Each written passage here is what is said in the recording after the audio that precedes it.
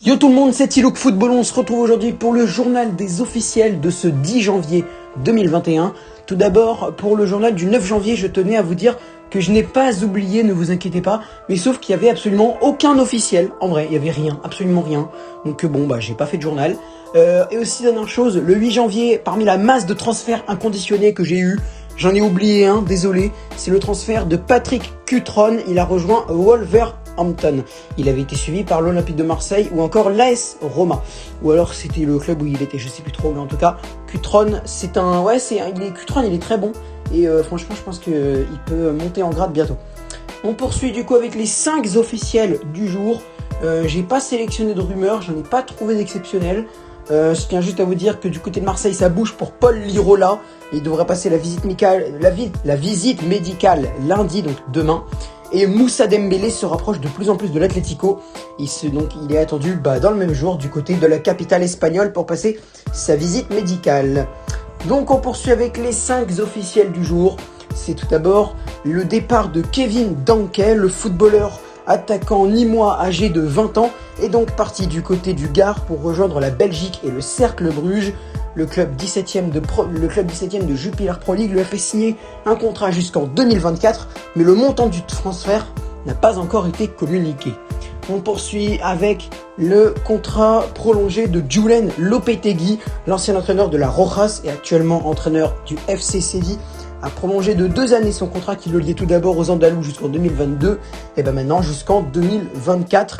6e de la Liga à 4 points du FC Barcelone. Il pourrait donc arriver avec 2 matchs en retard à dépasser le FC Barcelone.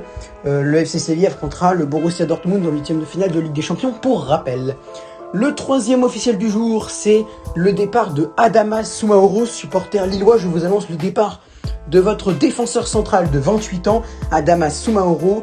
Tout d'abord prêté en fin de saison au Genoa pour 8 matchs et 1 but. Le défenseur central franco-malien a finalement été prêté du côté, est parti même du côté de Bologne. Le 12e de la Serie A l'a accueilli, mais pour le moment, on n'a pas encore découvert le montant du transfert d'Adama Soumaoro. Il n'entrait pas dans les plans de Christophe Galtier.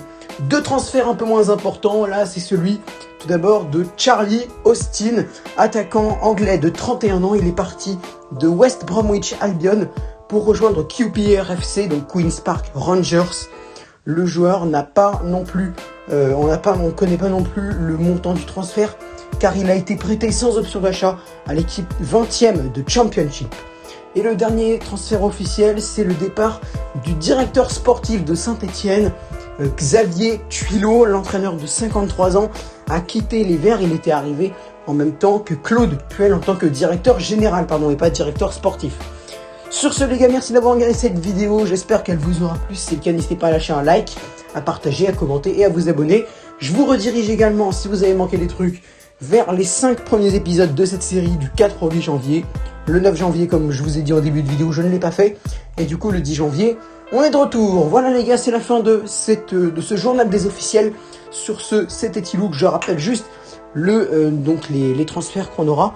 Donc tout d'abord, le départ de Austin, le départ de Soumaoro, le prolongement du contrat de Lopetegui et le départ de Danke et aussi le licenciement de Xavier Tuilot du côté de Saint-Etienne. Voilà les gars, merci d'avoir regardé cette vidéo et à bientôt.